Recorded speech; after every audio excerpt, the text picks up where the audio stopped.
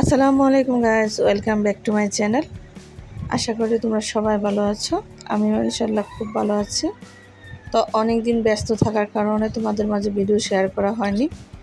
তো এখন থেকে কন্টিনিউ আমি ভিডিও শেয়ার করব, তোমরা দেখতে পাবা। তো আজকে আমি তোমাদের সাথে শেয়ার করব একটি গলার নতুন ডিজাইন, তো যেটাকে ভি শেপ বলে। তো এখন তোমরা মনোযোগ সহকারে দেখানো, খুবই ইজি একটা গলার ডিজাইন আমি তোমাদের সাথে শেয়ার করতে যাচ্ছি। তো ভিডিওটা যদি তোমাদের কাছে ভালো লেগে থাকে তোমরা প্লিজ লাইক এবং শেয়ার করে দেবে আর কমেন্ট করে জানাবা যে কেমন হয়েছে। তো এখানে আমি প্রথমে গলার যে আমি জড়াটা নিয়ে নিচ্ছি 4.5 ইঞ্চি পরিমাণে।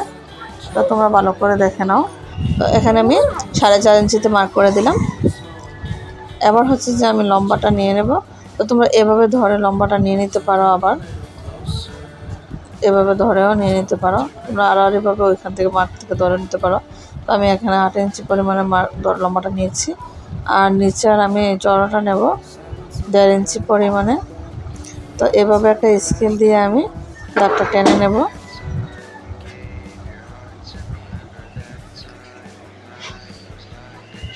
তো সেমভাবে আমি অপর পাটটাকেও, গলার অপর পাটটাকেও আমি মার্ক করে নেব।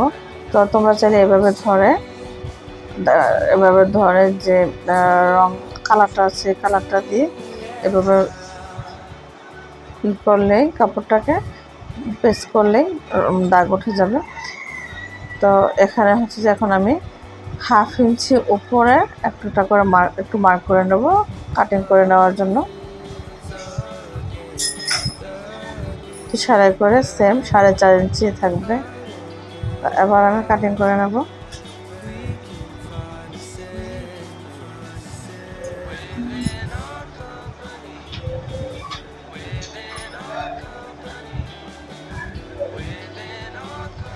তো এখানে যে আমি 2 ইঞ্চি করে 2 ইঞ্চি, তারপর লম্বাটা আমি 12 ইঞ্চি পরিমাণে এই যে 2 টুকরো করে 4 টুকরো কাপড় নিয়েছি। এটা যে আমি অফ ক্যামেরাতে লাগিয়ে নিয়েছি। তো আমি এটাকে তোমাদের লাগিয়ে দেখাবো।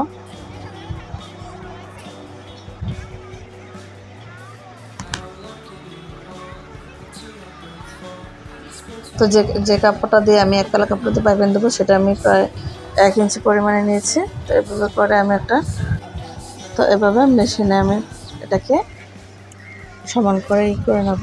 তো এখন আমি এভাবে ধরে সেলাই দিয়ে দেব। তো আপনারা দেখে নিন সহজে কীভাবে সেলাই করে নিচ্ছি।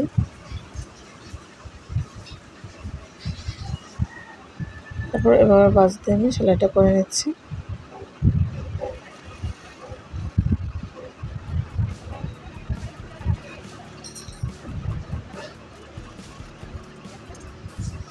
এখন যে এই পাশটা আছে এটাকে আমি এভাবে করে একটু একটু করে বাঁশ দিয়ে নেব। বাঁশ দিয়ে এই পাশে আমি বাঁশ করে সেলাই করে নেব।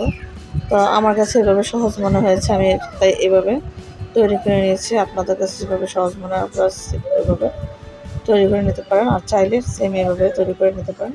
তো এখন যে আমি এখানে গলাটাতে জয়েন করে দেবো।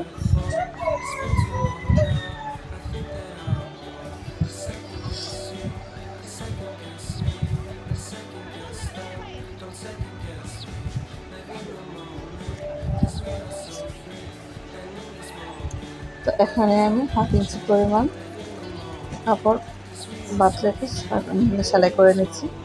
আর কাপড়ের এই যে কর্নারটা সাইডটা আমি কাটিং করে নিয়েছি যেন শেপটা ভালো আসে। তো এখন আমি সেম এই পাশটা এভাবে সেলাই করে নেব।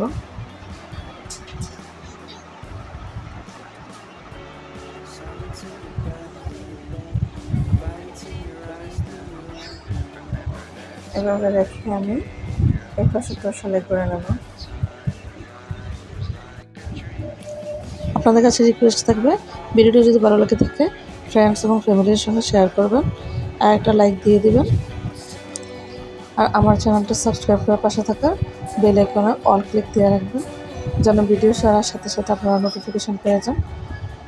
তো এরপরে যে আমি সেলাই করে নিয়ে এখন উপরে চাপ সেলাই করে নেব। তো এভাবে ধরে আমি একটা পিন আপ করে নেবো আগে যেন শেপটা ভালো থাকে।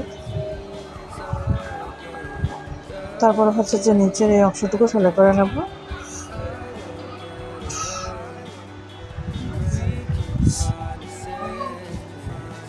তো নিচেরটা প্রথমে সেলাই করে নিলে হচ্ছে যে ভালো হয়।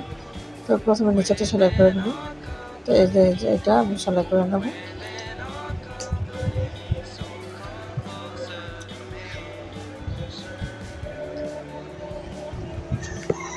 তারপরে উপরে একটা চাপ সেলাই দিয়ে নেব।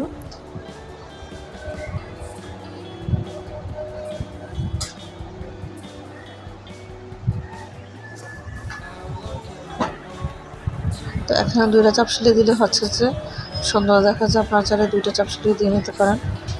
আমি আয়রন করে নেব। এখানে আমার গলাটা তৈরি করা হয়ে গেছে। আজকের মতন আল্লাহ হাফেজ।